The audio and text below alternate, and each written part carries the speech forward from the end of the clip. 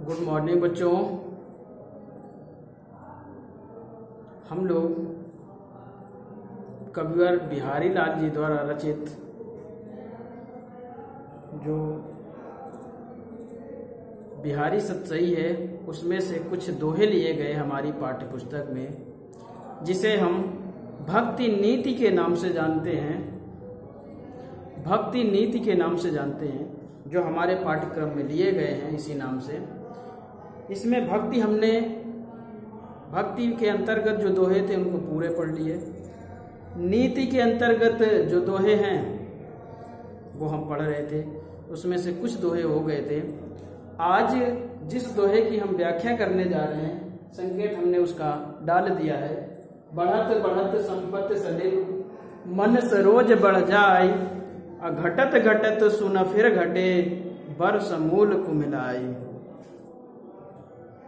थोड़ी सी बात इसमें कल हमने की थी, एक उदाहरण बताया था कि यदि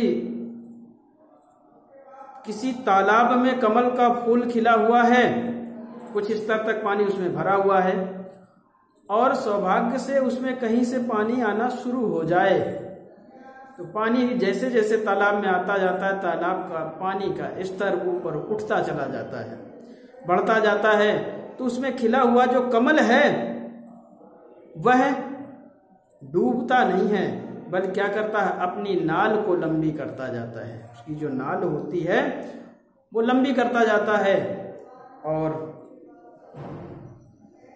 बहुत स्तर तक अपने आप को उठा लेता है जितना पानी के स्तर उठता है। लेकिन दुर्भाग्यवश हुआ क्या कि जो पानी बाहर से आ रहा था वो आना बंद हो गया, तो पानी का जो स्तर है धीरे धीरे कम होने लगता है। पानी का जो स्तर था वो धीरे धीरे कम होने लगता है, किंतु बढ़ी हुई कमल की जो नाल है, कमल अपनी उस नाल को छोटा नहीं कर पाता और सूख कर अपने प्राणों को त्याग देता है। इसी प्रकार मनुष्य भी है। क्या बताया, बढ़त बढ़त संपत्ति सलिल मन सरोज बढ़ जाए। जिस प्रकार से पानी बढ़ रहा था,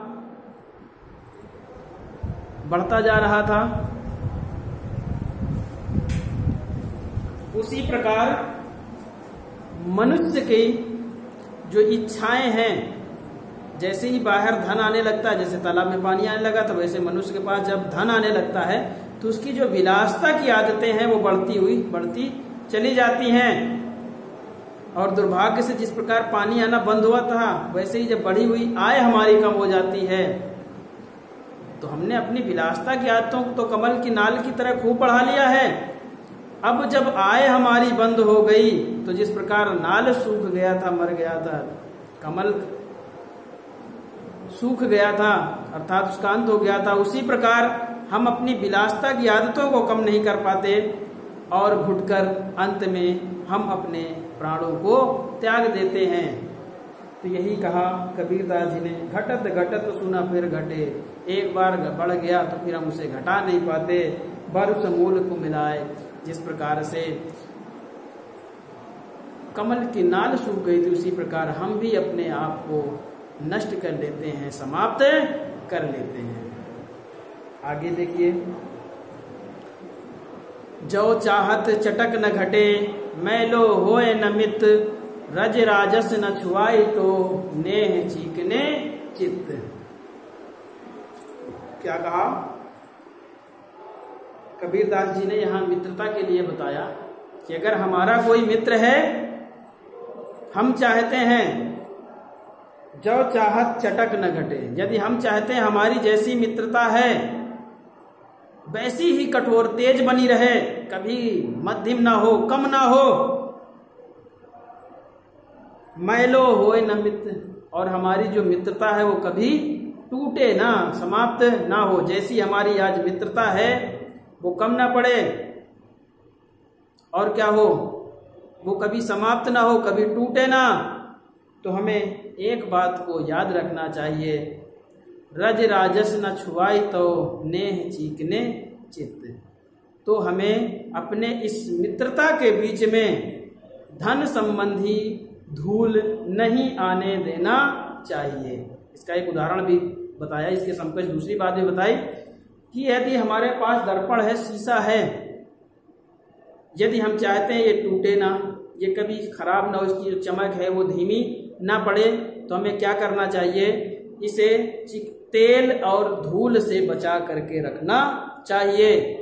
उसी प्रकार यहाँ मित्रता के लिए क्या कहा बिहारी लाल जी ने कि यदि हम चाहते हैं हमारी मित्रता कमजोर ना हो, कम ना हो, कभी टूटे ना, तो हमें क्या करना चाहिए, अपनी इस मित्रता के बीच में धन संबंधी धूल नहीं आने देना चाहिए।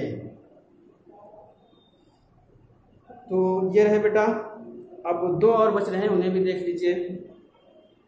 बुरो बुराई जो तजे तो चित खरो डरात, जो निकलंक मयंक लखी गने लोग उत्पात। क्या कहा, बुरो बुराई जो तजे तो चित खरो डरात। बुरो बुराई जो तजे, क्या कहा कि यदि कोई बुरा व्यक्ति है, बुरा कार्य करने वाला व्यक्ति है, उसने वो बुरा कार्य करना बंद भी कर दिया, तो चित्त खरड़ा, तो जो सच्चे हृदय वाला व्यक्ति है, एक अच्छा इंसान है, तब भी उससे हमेशा भय खाता ही रहता है। क्या कहा कि यदि कोई बुरा व्यक्ति है, जो बुरा कार्य कर रहा था, बहुत ही बुरा व्यक्ति था, लेकिन उसने अपना परिवर्तन कर लिया, अपने आप को बदल लिया, बुरे कार्य करना बंद कर दिया, तब भी जो अच्छे विचार वाला व्यक्ति है, शांति प्रिय व्यक्ति है, वह उस व्यक्ति से हमेशा डरता ही रहता है। ठीक उसी प्रकार से, जिस प्रकार से ज्यों निकलंक मयंक लखी, जिस प्रकार से निकलंक कलंक रहित चंद्रमा को देख करके गने लोग उत्पात, ये सोचने लगते हैं, अर्थात जैसे ही पूर्णमासी आती है, पूरा चंद्रमा दिखाई देता है, तो लोग ये जान लेते हैं कि कोई ना कोई प्राकृतिक आपदा आने वाली, अर्थात पूर्णमासी का दिन है, ज्वार और भाटा आने वाला है। ऐसी लोग गणना कर लेते हैं, ऐसी लोग सोच बना लेते हैं। तो क्या कहा बिहारी लाल जी, कहते हैं यदि कोई बुरा व्यक्ति है, बुरे कर्म करने वाले व्यक्ति है, और उसने अपना परिवर्तन करके अर्थात बुरे कार्यों को करना बंद कर दिया, तब भी शांत चित्त मन वाला व्यक्ति जो है, वह उससे डरता ही रहता है, भय खाता ही रहता है। ठीक उसी प्रकार, जिस प्रकार से जब लोग कलंक रहित चंद्रमा को देखते हैं, तो ये गणना कर लेते हैं कि भविष्य में कोई अनहोनी होने वाली है। अंतिम दोहा हमारी नीति का बच रहा है, जिसे पढ़ लेते हैं। स्वार्थ सुकृत न श्रम वृथा, देख विहंग विचार, बाज पराये पानी पर तू पछीनो न मार। थोड़ी बात सुनेंगे पहले। यहाँ पर कविवर बिहारी लाल जी उस बाज पक्षी को समझा रहे होते हैं, जिसे एक बहेलिये ने पाल रखा है, और वह बाज पक्षी अपने मालिक के आदेश पर जाकर निर्दोष पक्षियों को मारता है, मार करके लाकर अपने मालिक बहेलिये को दे देता है। तो उस बाज पक्षी को समझाते हुए, एक तो ये अर्थ है, एक दूसरा भी इसका अर्थ है, उसको भी बताते हैं। पहले इस अर्थ को समझ लीजिए। तो उस बाज पक्षी को समझाते हुए कविवर बिहारी लाल जी कहते हैं कि हे बाज पक्षी, स्वार्थ सुकृत न श्रम वृथा, देख विहंग विचार। विहंग माने पक्षी। उस बाज पक्षी से कहते हैं, हे बाज पक्षी, तुम जो ये कार्य कर रहे हो, इसमें तुम्हारा कोई स्वार्थ नहीं है। क्यों? क्योंकि तुम जाते हो और पक्षियों को मार कर लाकर अपने मालिक को दे देते हो। अगर मार कर खा भी लेते तब भी कुछ स्वार्थ होता कि पेट भर जाता। सुकृत, निर्दोष पक्षियों को मार रहे हो, इसलिए ये कोई अच्छा कर्म नहीं है। श्रम वृथा, और क्या, तुम्हारा परिश्रम भी बेकार जाता है। अगर मार कर अपना पेट भर लेते, पेट भर जाता तुम्हारा, तो तुम्हारा परिश्रम भी सफल हो जाता। तो इसलिए कहते हैं, हे बाज, बिहारी लाल जी कहते हैं, हे बाज पक्षी, तुम जो इन निर्दोष पक्षियों को मार रहे हो, तो इसमें कोई तुम्हारा स्वार्थ नहीं है, तुम ये कोई अच्छा कार्य नहीं कर रहे हो और तुम्हारा परिश्रम भी बेकार चला जाता है।